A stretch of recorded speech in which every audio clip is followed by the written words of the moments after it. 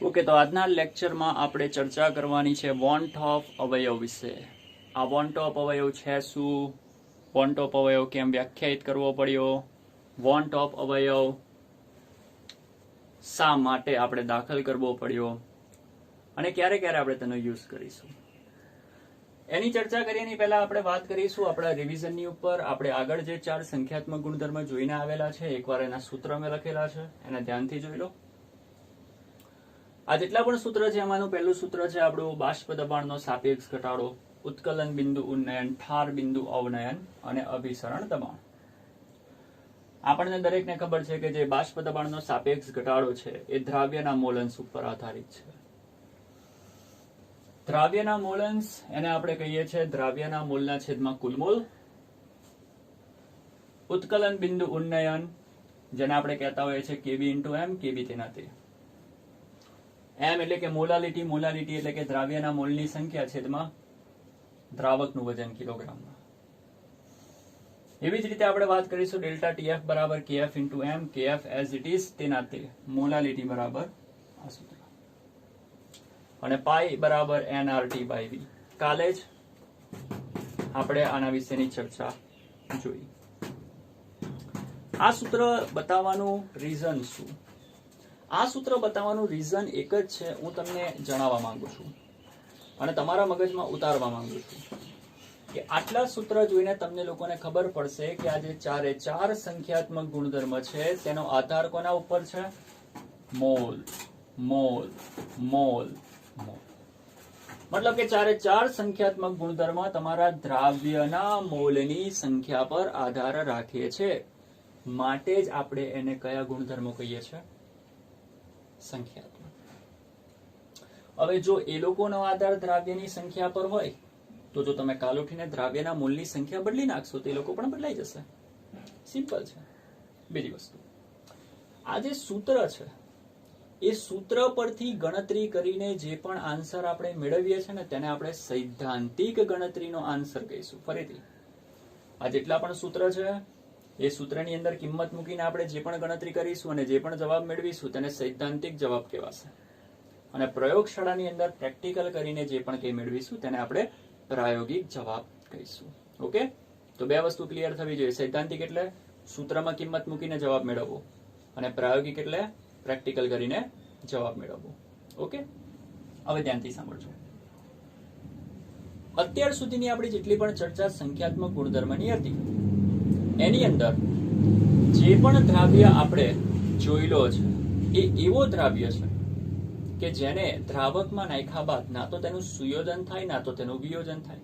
જેમ કે તમે વાત કરો ખાંડ, મીઠું, યુરિયા, મીઠું નહીં, આપણે વાત કરીએ ખાંડ, યુરિયા, ગ્લુકોઝ. જ્યારે પણ આ લોકોને તમે પાણીમાં નાખો છો તો એ લોકો ના તો છૂટા પડે છે ના તો ભેગા થાય છે. મતલબ કે 1 મોલ સંખ્યા યુરિયાની નાખીશું તો દ્રાવકમાં જઈને પણ 1 મોલ જ રહેશે, ના તો તે અડધો થશે ના તો તે ડબલ થશે. ટૂંકમાં અત્યાર સુધીની ગણતરીઓમાં આપણે એવા દ્રાવ્યને જોયેલા છે કે જે ખાલી અને ખાલી જે એવા ને એવા જ રહે, દ્રાવકમાં જઈને પણ સુયોજન ના પામે કે વિયોજન ના પામે. ઓકે, પણ આજે આપણે જે વાત કરવાની છે તે એવા દ્રાવ્યની વાત કરવાની છે કે જે પાણીમાં જઈને કાં તો સુયોજન પામે છે કાં તો વિયોજન પામે છે. ટૂંકમાં આ જે સૂત્ર છે એ તમે ત્યારે વાપરી શકો, આ સૂત્ર એઝ ઇટ ઇઝ તમે ત્યારે વાપરી શકો જ્યારે તમારો દ્રાવ્ય દ્રાવકમાં જઈને ના તો વિયોજન પામતો હોય ના તો સુયોજન પામતો હોય. મગજમાં ઉતારી દો. આ સૂત્ર ક્યારે વાપરવાના? જ્યારે તમારો દ્રાવ્ય દ્રાવકમાં જઈને સુયોજન કે વિયોજન ના પામતો હોય ત્યારે. પણ જો તમારો દ્રાવ્ય દ્રાવકમાં જઈને સુયોજન કે વિયોજન પામે છે તો શું થશે? તો તેવા સંજોગોમાં તમારો સૈદ્ધાંતિક જવાબ પ્રાયોગિક જવાબથી અલગ પડી જશે.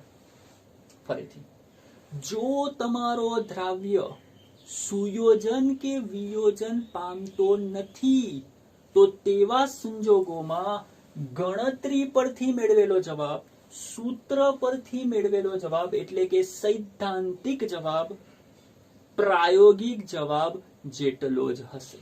ફરીથી બોલું છું, ધ્યાનથી સાંભળી લેજો, મગજમાં ઉતારી દેજો. જો તમારો દ્રાવ્ય સુયોજન કે વિયોજન પામતો નથી તો તેવા સંજોગોમાં સૈદ્ધાંતિક જવાબ અને પ્રાયોગિક જવાબ બેઉ સરખા હશે. પણ જો તમારો દ્રાવ્ય સુયોજન કે વિયોજન પામતો હશે તો તેવા સંજોગોમાં સૈદ્ધાંતિક અને પ્રાયોગિક જવાબ બંને અલગ હશે. તો હવે આપણે અહીંયા વાત કરીશું સુયોજન વિયોજન. સુયોજન અને વિયોજનના કિસ્સામાં શું યાદ રાખવાનું છે? સૈદ્ધાંતિક જવાબ બરાબર પ્રાયોગિક જવાબ નહીં હોય. તો સુયોજન અને વિયોજનના કિસ્સામાં સૈદ્ધાંતિક અને પ્રાયોગિક જવાબ સરખા હોતા નથી, બંને અલગ હોય છે. આવું કેમ થાય છે? એને જ સોલ્વ કરવા માટે જે નવો ફેક્ટર આપણે એડ કરેલો છે એનું નામ છે વોન્ટ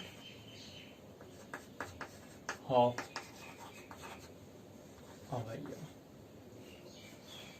આને આપણે કહીશું વેન્ટ ઓફ અથવા તો વોન્ટ ઓફ અવયવ.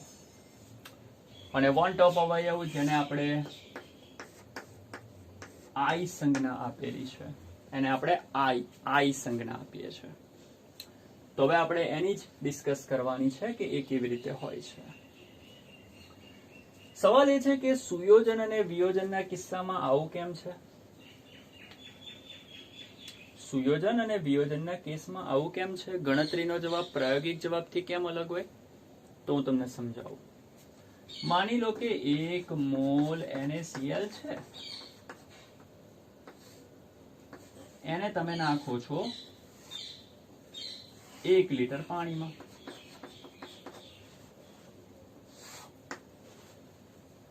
એક લીટર પાણીમાં તમે 1 મોલ NaCl નાખો છો તો તમને તમારો દ્રાવ્ય કેટલો લાગે છે?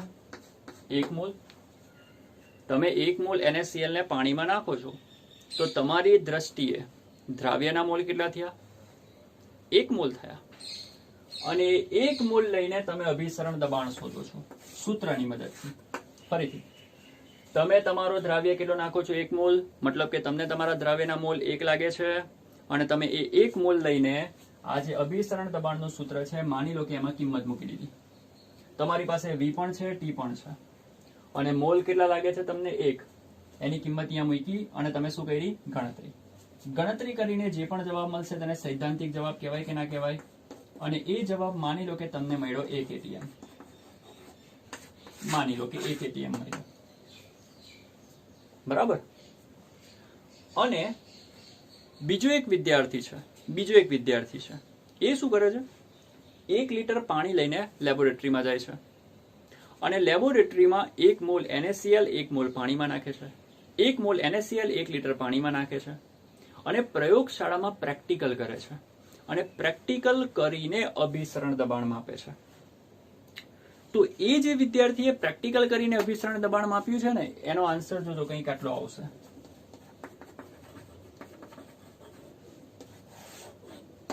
હવે સવાલ એ છે, તમે સૂત્રની મદદથી ગણતરી કરી અને પેલો વ્યક્તિ લેબોરેટરીમાં જઈને પ્રેક્ટિકલ કરીને આવી ગયો અને બંનેના જે જવાબ છે તે અલગ અલગ છે. વસ્તુ એ જ છે, 1 મોલ NaCl 1 લીટર પાણી. ફરક એટલો છે કે એક વ્યક્તિ સૂત્રની મદદથી ગણતરી કરે છે અને એક વ્યક્તિ પ્રયોગ કરે છે અને બંનેના આન્સર કેવા છે? જુદા જુદા. ટૂંકમાં તમને એક વસ્તુ તો ખબર પડી ગઈ કે સૈદ્ધાંતિક અને પ્રાયોગિક જવાબ કેવા હશે? અલગ અલગ હશે, સરખા નહીં હોય. આવું કેમ? તો એને ધ્યાનથી સાંભળજો. જે વ્યક્તિ સૂત્રની મદદથી ગણતરી કરે છે તેની નજરમાં NaCl 1 જ મોલ છે. NaCl ની સંખ્યા કેટલી? 1 જ મોલ છે. પણ વાસ્તવિકતા શું છે કે 1 મોલ NaCl જ્યારે પાણીમાં જાય છે, 1 મોલ NaCl જ્યારે પાણીમાં જાય છે તો NaCl છૂટો પડે છે, વિયોજન પામે છે. અને જ્યારે NaCl વિયોજન પામે તો 1 મોલ Na પ્લસ બનાવે છે અને 1 મોલ NaCl માઇનસ બનાવે છે. એ તો દરેકને ખબર હશે ને કે NaCl ને પાણીમાં નાખો તો Na પ્લસ અને Cl માઇનસ મળે છે. મતલબ 1 મોલ ને નાખશો તો 1 મોલ Na પ્લસ અને 1 મોલ Cl માઇનસ મળે છે. હવે Na પ્લસ ના 1 મોલ Cl માઇનસ ના 1 મોલ બંને ભેગા થાય તો ટોટલ કેટલા મોલ થઈ ગયા? 2 મોલ. મતલબ કે દ્રાવણની અંદર મોલ કેટલા થઈ ગયા છે? 2 મોલ. તમને લાગે છે 1 મોલ, તમને લાગે છે 1 મોલ, પણ દ્રાવણમાં સારા કેટલા મોલ થઈ ગયા છે? 2 મોલ. તો મોલ બદલાઈ ગયા કે ના બદલાઈ ગયા? અને મોલ બદલાઈ ગયા તો હમણાં જ જોયું કે મોલ ઉપર ડિપેન્ડ કરે છે આ 4 એ 4.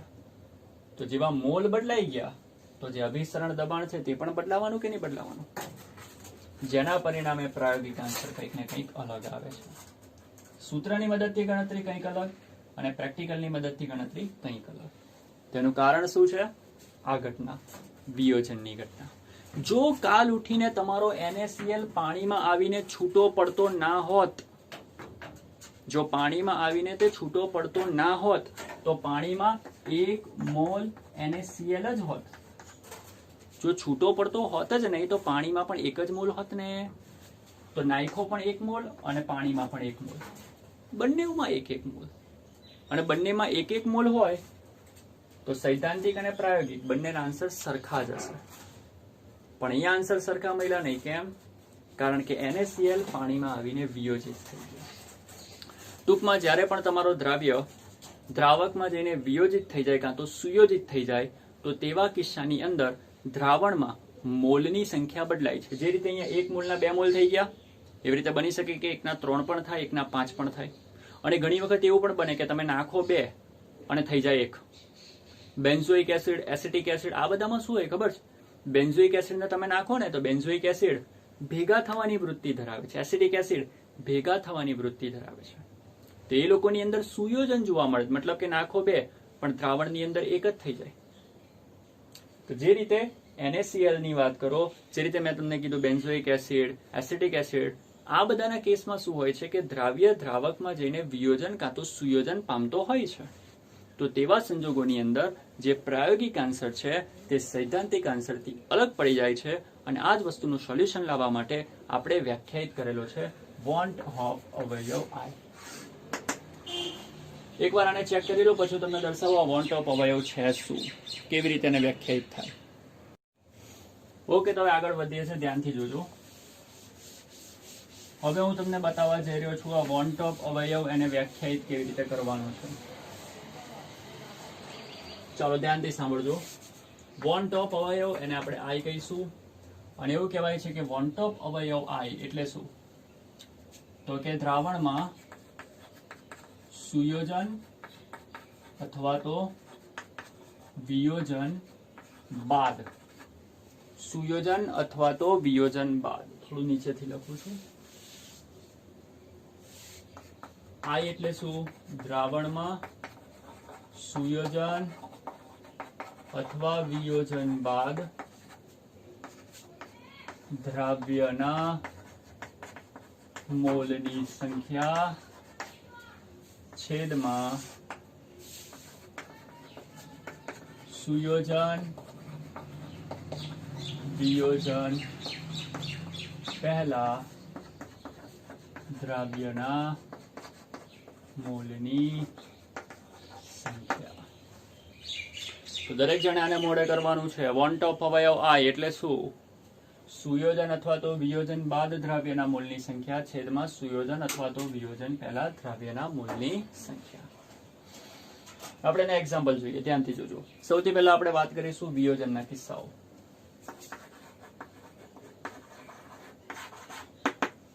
એની માટે આપણે એક્ઝામ્પલ પેલું લઈ લઈએ NaCl. માની લો કે આપણી પાસે 1 મોલ NaCl છે, એનું 100% માની લેવાનું છે અહીંયા આપણે કે 100% વિયોજન થાય છે. જો 100% વિયોજન થાય તો એની અંદરથી આપણને મળશે એક Na પ્લસ અને એક Cl માઇનસ. ઓકે, NaCl એને આપણે પાણીમાં નાખો છો તો તેનું 100% વિયોજન થાય છે, જેમાંથી મળે છે Na પ્લસ અને Cl માઇનસ.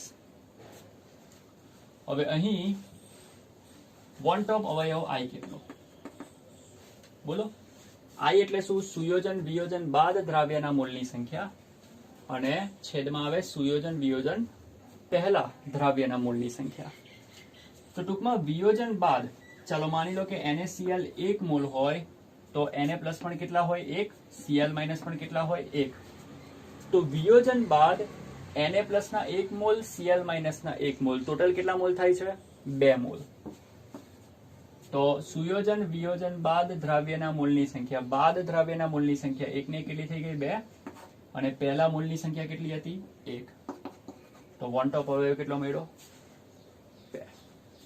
બીજું એક એક્ઝામ્પલ લઈ લો. AlCl3 શું થશે? Al3 પ્લસ અને 3Cl માઇનસ. આની માટે આપણે આને વ્યાખ્યાયિત કરી વિયોજન બાદના મોલ, વિયોજન પહેલાના મોલ. વિયોજન બાદના મોલ કેટલા? આ 1 અને આ 3, 3 ને 1 4. અને AlCl3 નો તો એક જ મોલ ગણાશે, છે કે નહીં? પછી એક આવે છે, હજુ પણ તમે કોઈ પણ લઈ શકો, તમારી મરજી. આપણે એક સંકીર્ણ સંયોજન લઈએ, K4FeCN6. K4FeCN6 આ સંકીર્ણ સંયોજન છે, જેને આપણે આગળ જોવાનું છે 12મા ધોરણમાં. આને જ્યારે પણ તમે પાણીમાં નાખો છો, અત્યારે તમારે એવું માની લેવાનું છે કે એ લોકોનું 100% વિયોજન થાય છે, બરાબર? 100% વિયોજન થાય છે. અને બીજી વસ્તુ કે 100% વિયોજન, જ્યારે પણ 100% વિયોજન થાય ને તો યાદ કરો 11મું ધોરણ, આલ્ફા કેટલો હોય? 1. બીજી વસ્તુ કે આલ્ફાનો મતલબ શું? વિયોજન અંશ. 100% નો મતલબ શું? 100% નો મતલબ 100/100 = 1 થાય કે ના થાય? મતલબ કે જેનું વિયોજન 100% હોય ને એની માટે આલ્ફાની વેલ્યુ 1 હોય. આલ્ફા એટલે કે વિયોજન અંશ. આલ્ફા એટલે કે વિયોજન અંશ. બીજી એક વસ્તુ કે નોટ કરી લેજો, આલ્ફાને બીજી કઈ રીતે એક્સપ્લેન થાય? આલ્ફા શું છે ખબર છે? આલ્ફાનો મતલબ થાય 1 મોલમાંથી આલ્ફાનું વિયોજન થયું. આલ્ફાને આપણે એક્સપ્લેન આ રીતે કરીશું. આલ્ફાનો મતલબ કે 1 મોલમાંથી આલ્ફાનું વિયોજન થાય, 1 મોલમાંથી આલ્ફા છૂટો પડે.